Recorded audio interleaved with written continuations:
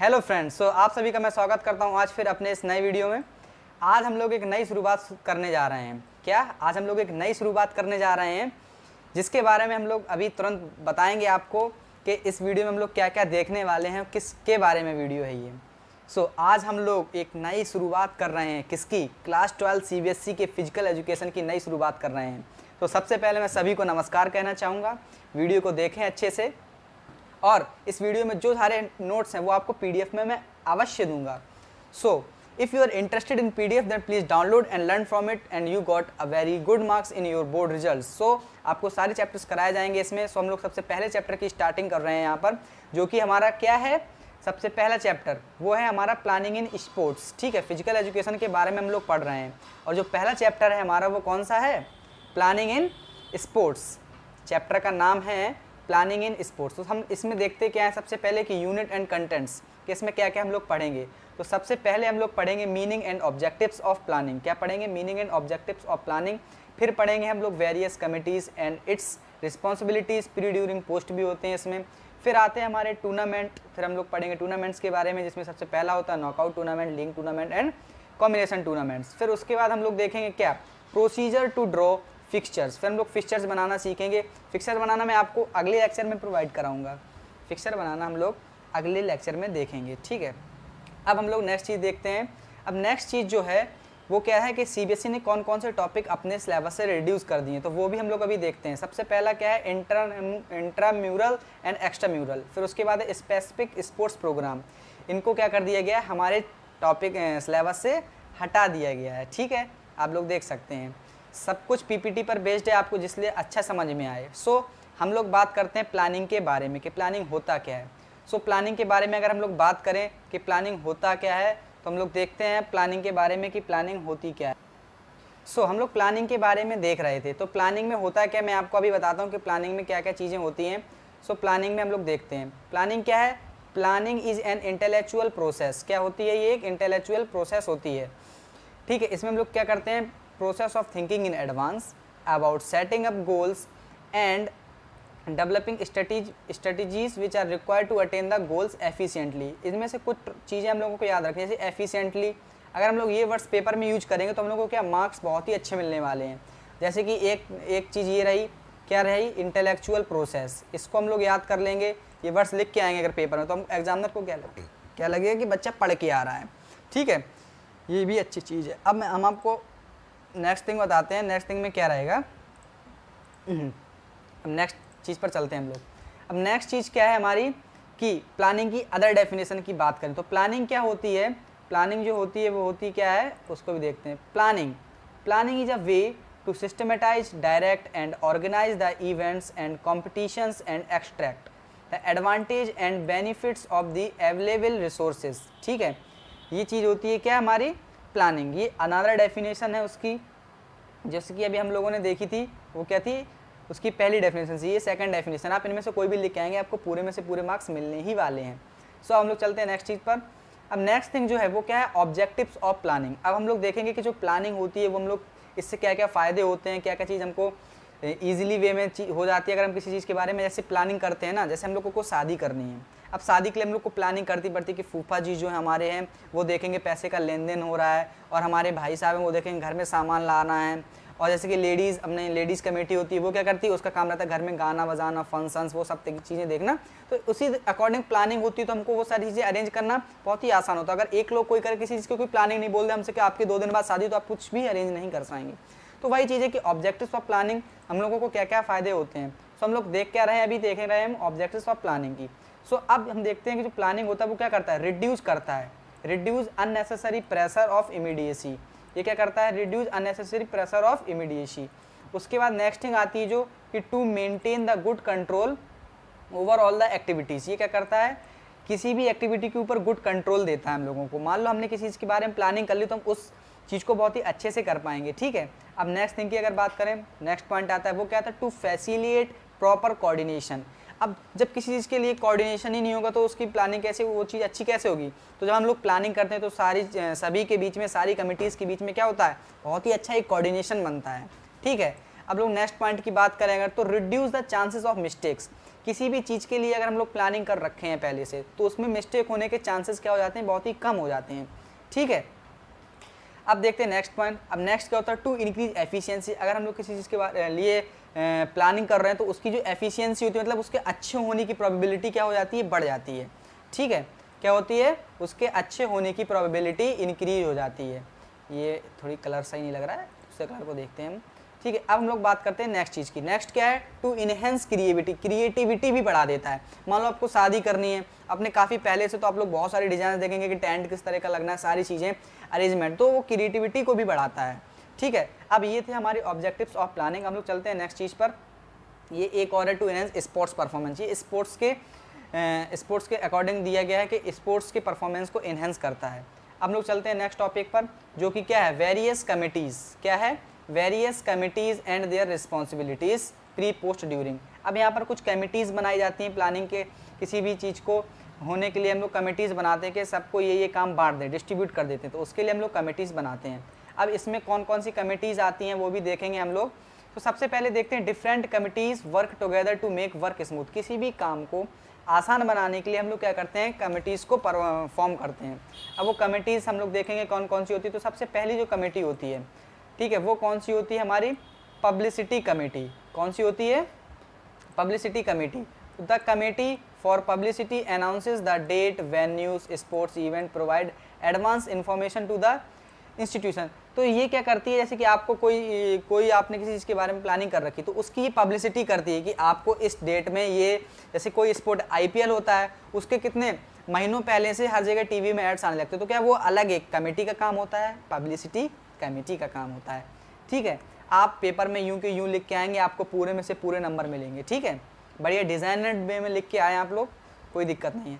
इसके बाद होती है टेक्निकल कमेटी। जो टेक्निकल कमेटी होती है, इसकी डेफिनेशन आप लोग देख लीजिए, पढ़ लीजिए। मैं आपको, टेक्निकल कमेटी क्या है, कोई भी टेक्निकल काम है किसी भी चीज़ में, जैसे कि कोई टेक्निकल काम है, उसमें टेक्निकल कमेटी का काम आता है। जैसे कि आपको रेफरी सिलेक्ट करने, अंपायर सिलेक्ट करने, जजेस सिलेक्टेड करने, उनके लिए क्या आता है, टेक्निकल कमेटी का हम लोग सहारा लेते हैं। अब इसके बाद आती है हमारी नेक्स्ट कमिटीज़। उसमें आता है सबसे पहले ट्रांसपोर्ट कमिटीज़। तो ट्रांसपोर्ट कमेटी के बारे में आप लोग जानते ही होंगे, ट्रांसपोर्ट कमेटी होती क्या है। सिंपल सी बात है, ट्रांसपोर्ट कमेटी को अगर हम लोगों को समझना है तो ट्रांसपोर्ट कमेटी क्या है, जैसे मान लो कोई स्पोर्ट है, वहाँ पे जो प्लेयर्स होते हैं उनको एक जगह से दूसरी जगह ले जाने के लिए ट्रांसपोर्ट का यूज होता है, तो वो क्या है, पूरी एक अलग ट्रांसपोर्ट कमेटी होती है कि आपको बस 8:02 पर होटल पहुँचानी है, आपको फील्ड में ले जाना है, स्टेडियम में ले जाना है, वो सब किसके ऊपर डिपेंड करता है, ट्रांसपोर्टेशन कमेटी के लिए। अब हम लोग बात करते हैं रिसेप्शन कमेटी की। तो रिसेप्शन कमेटी क्या होती है, रिसेप्शन कमेटी होती है, the reception, the members of this committee are responsible for welcoming the chief guest at the opening and closing ceremonies. तो रिसेप्शन क्या होती है, जब से कि आपके किसी भी सेरेमनी में कोई आया, जैसे आपने कोई स्पोर्ट्स हेल्ड कराया है, आपने कोई टूर्नामेंट कराया, वहाँ पर जो चीफ गेस्ट आते हैं उनकी इनकमिंग और उनकी आउटगोइंग, मतलब जब वो लोग जाते हैं तो उनकी सब व्यवस्थाएं कौन देखता है, रिसेप्शन कमेटी देखती है। उसके बाद आती है हमारी फाइनेंशियल कमेटी। फाइनेंशियल कमेटी में क्या है, this committee is related to financial management. अब पैसा कितना लग रहा है, फंड्स कितने आ रहे हैं, इनकम कितना हुआ, वो सब कौन देखता है, फाइनेंशियल कमेटी देखती है। ओके, ये यहाँ तक आपको पूरा क्लियर है, डन है। सो ये सारी चीज़ें आपको CBSE में यूं की यूं ही लिख के आनी है। क्या लिख के आनी है, ये सारी चीज़ें आपको CBSE, मैं आपको लिख के बताता हूँ, CBSE 2020 एंड 2022 में पेपर होगा, उसमें आपको ये सारे पॉइंट्स एज इट इज छाप के आने हैं और आपके मार्क्स आएंगे 100 में 100। ठीक है, अब लोग चलते हैं नेक्स्ट पे, medical and first aid committee. जैसे किसी को चोट लगी, उस दौरान क्या जाता है, आपने देखा होगा कभी मैच हो रहा होता है तो उसमें ऐड आ जाता है, वहाँ पे क्या जाते हैं, डॉक्टर्स जाते हैं, सबके अलग अलग डॉक्टर्स बैठे हुए होते हैं हर चीज़ के, ये हुआ तो ये, वो जाते हैं अपने मतलब तुरंत मेडिसिन ट्रीटमेंट करते हैं, स्प्रे वगैरह करते हैं, तो वो किसके ऊपर डिपेंड करता है, medical and first aid committee देखती है उसको। चलते हैं हम लोग नेक्स्ट टॉपिक पर। अब नेक्स्ट क्या है हमारा, अगली कमेटी आती है प्रोटेस्ट कमेटी। मान लीजिए कोई एक टूर्नामेंट हो रहा है या कोई भी गेम हो रहा है, वहाँ पे कुछ लोग प्रोटेस्ट कर रहे हैं, तो उसको जो जजमेंट करता है, उसको डिसाइड करता है कि क्या सही है क्या गलत है, तो वो किसका काम होता है, एक प्रोटेस्ट कमेटी का काम होता है।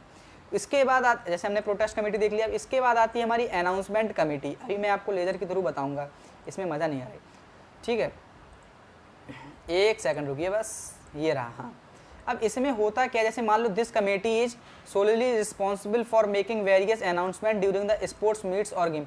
अब मान लो हमारा कोई गेम चल रहा है, उसमें बीच में अनाउंसमेंट्स करने होते हैं कि सुनिए ये टीम इतने पॉइंट से आगे चल रही है, वो सब किसके ऊपर, अनाउंसमेंट कमिटीज़ के ऊपर डिपेंड करता है। ठीक है, ये सारे पॉइंट्स आपको बहुत ही अच्छे से समझने थे और आपको याद भी रखने थे। यहाँ पर मैं आपको एक चीज़ बताना चाहूँगा बस, कि ये जो है ये बहुत ही इम्पॉर्टेंट है आपके लिए। क्या है, बहुत ही इम्पॉर्टेंट है। इस वाले टॉपिक में आप क्या लगा सकते हैं, सॉरी मैं स्टार बनाना चाह रहा था बट वो स्टार थोड़ी सा गलत बन गया।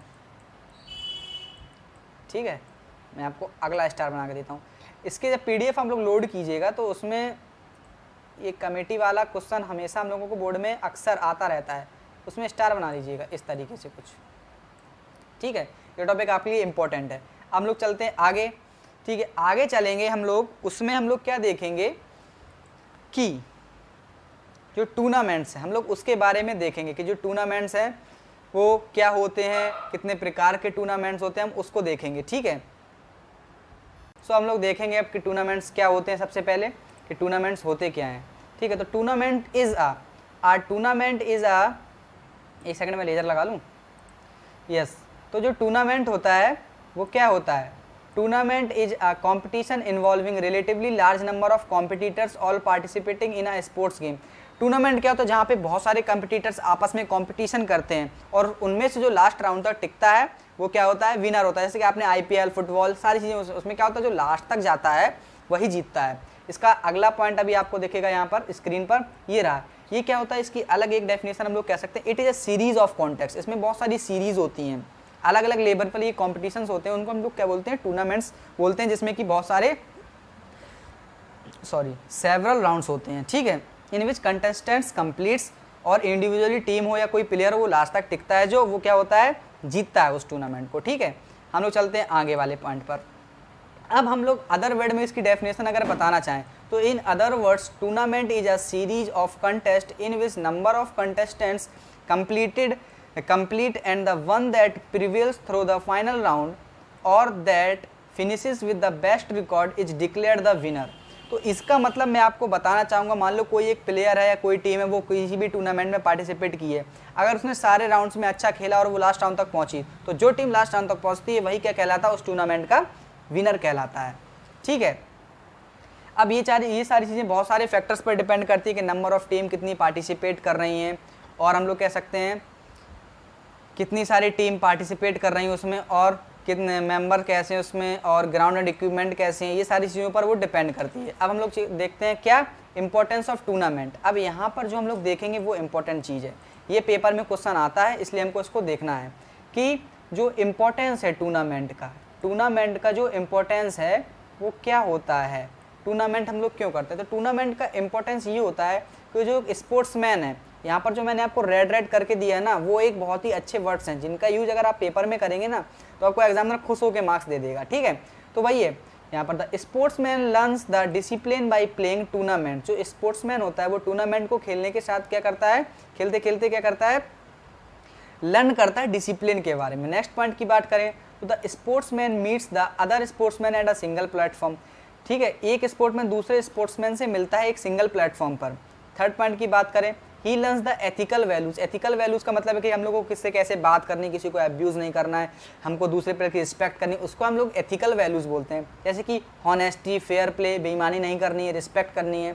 अब बात करते हैं फोर्थ की, tournaments provide reaction to all, मतलब कि रिएक्शंस प्रोवाइड करते हैं ऑर्गेनाइजर के लिए, और जो ऑडियंस होती है, स्पेक्टेटर्स, उनमें क्या इंटरेस्ट भी पैदा करते हैं कि कौन अच्छा है, उन्हीं के बेसिस पे हम लोग डिसाइड करते हैं कि कौन अच्छा है, कौन बुरा है, किसका गेम प्ले अच्छा है।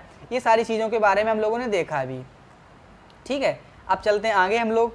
अब आगे हम लोग क्या देखने वाले हैं, यहाँ पर हम लोग देखने वाले हैं टाइप्स ऑफ टूर्नामेंट। क्या देखेंगे, टाइप्स ऑफ टूर्नामेंट, ये देखेंगे अभी हम लोग, टाइप्स ऑफ टूर्नामेंट हम लोग देखने वाले हैं। ठीक है, अब इसमें हम लोग क्या क्या देखने वाले हैं, सबसे पहले जो देखेंगे वो क्या होता है, नॉकआउट टूर्नामेंट। अब नॉकआउट टूर्नामेंट, हम लोगों ने नॉकआउट टूर्नामेंट तक देख लिया था, कहाँ तक देख लिया था, नॉकआउट टूर्नामेंट तक। सब लोग अब आगे देखते हैं कि नॉकआउट टूर्नामेंट और क्या होता है। ओनली द विनिंग टीम, एक चीज़ तो देख ली, जो एक बार टीम हार जाती है वो दोबारा उस गेम से बाहर हो जाती है। फिर हम लोग और नेक्स्ट अगर देखें यहाँ पर, नेक्स्ट थिंग अगर देखें तो नेक्स्ट थिंग क्या है, only the winning team contest in the next round, और जो टीम जीतती है वही टूर्नामेंट के आगे वाले राउंडों में परफॉर्म करती है। Opportunities are given to the winning team, सारी अपॉर्चुनिटीज़ उसको दे दी जाती हैं जो टीम विनिंग टीम होती है, उसको सारी अपॉर्चुनिटीज़ दे दी जाती हैं। अब हम लोग नेक्स्ट की देखते हैं, अगर वो कौन सा है हमारा लीग टूर्नामेंट। अब लीग टूर्नामेंट क्या होता है, in single league tournament all participating team compete once with each other. इसका मतलब क्या है, सिंगल लीग टूर्नामेंट का मतलब क्या, हर एक टीम दूसरे सामने वाली टीम से एक एक बार क्या करती है, मैच करती है। और डबल लीग में क्या होता है, डबल लीग में दो दो बार फेस करती है सेम टीम को। As in double league each team plays with every other team twice without any consideration. ये क्या होता है, हमारा लीग टूर्नामेंट होता है। अब आगे चलते हैं हम लोग, आगे क्या देखेंगे, कॉम्बिनेशन टूर्नामेंट हम लोग देखने वाले हैं कि कॉम्बिनेशन टूर्नामेंट क्या होते हैं। ठीक है, कॉम्बिनेशन टूर्नामेंट में हम लोग क्या देखेंगे, combination tournament are organize in group और जोनल मैचेस। ये क्या ग्रुप में ऑर्गेनाइज होते हैं या तो फिर जोनल एरिया, जोनल मैचेस में। अब इसमें आगे हम लोग देखेंगे there are mainly 4 type of combination tournaments. यहाँ पर मेनली 4 टाइप के कॉम्बिनेशन टूर्नामेंट्स होते हैं। सबसे पहला क्या होता है, नॉकआउट कम नॉकआउट, फिर होता है हमारा लीग कम लीग, फिर होता है हमारा नॉकआउट कम लीग, फिर होता है लीग कम नॉकआउट। इतने तरह के कॉम्बिनेशन टूर्नामेंट्स होते हैं। सो अब यहीं पर मैं आप सभी लोगों को थैंक्स बोलना चाहूँगा। इसका नेक्स्ट पार्ट अगले वीडियो में आपको मिलेगा, जिसमें पूरा चैप्टर हमारा कंप्लीट हो जाएगा। आपको कंटेंट अच्छा लगा हो तो प्लीज़ वीडियो को लाइक, कमेंट, इस चैनल को सब्सक्राइब जरूर कर लें। आपको पूरी फिजिकल एजुकेशन आपको इसमें पढ़ा दी जाएगी। ठीक है, ये कुछ लगभग 1 मंथ या 2 मंथ में आपको पूरा कवर करा दिया जाएगा। PDF आपको इसके डिस्क्रिप्शन में मिल जाएंगी। सो थैंक यू दोस्तों, नमस्कार दोस्तों, चलते हैं हम लोग अब